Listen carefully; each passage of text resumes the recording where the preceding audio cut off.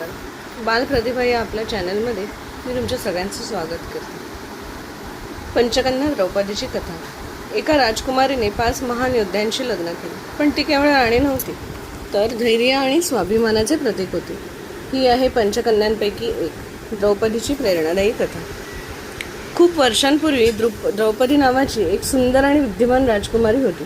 ती राजा द्रुपद यांची मुलगी होती. द्रौपदीचा जन्म एका यज्ञाच्या अग्नीतून झाला होता, त्यामुळे तिला देवाची देणगी मानली जात असे. ती खूप शूर, न्यायप्रिय आणि स्वाभिमानी होती. एक दिवस तिच्या लग्नासाठी मोठा स्वयंवर ठेवला गेला. अनेक राजे आणि योद्धे आले, पण कठीण धनुष्य उचलून लक्ष भेदणे हे काम फक्त एकाच वीराने केले. तो होता अर्जुन. नंतर परिस्थितीमुळे द्रौपदीने 5 पांडवांशी युधिष्ठिर, भीम, अर्जुन, नकुल आणि सहदेव यांच्याशी विवाह केला.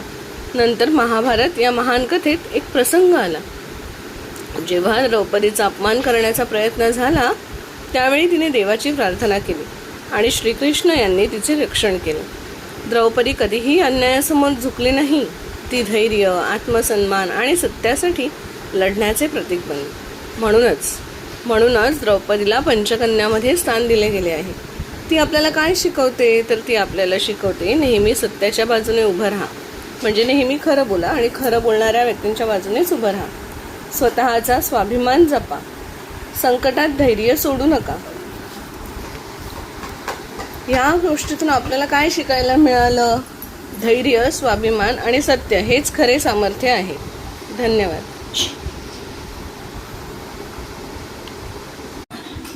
ही कथा खास मुलांसाठी सोप्या मराठी भाषेत सांगितली आहे, ज्यामुळे मुलांना भारतीय संस्कृती आणि पौराणिक कथा समजायला मदत होईल.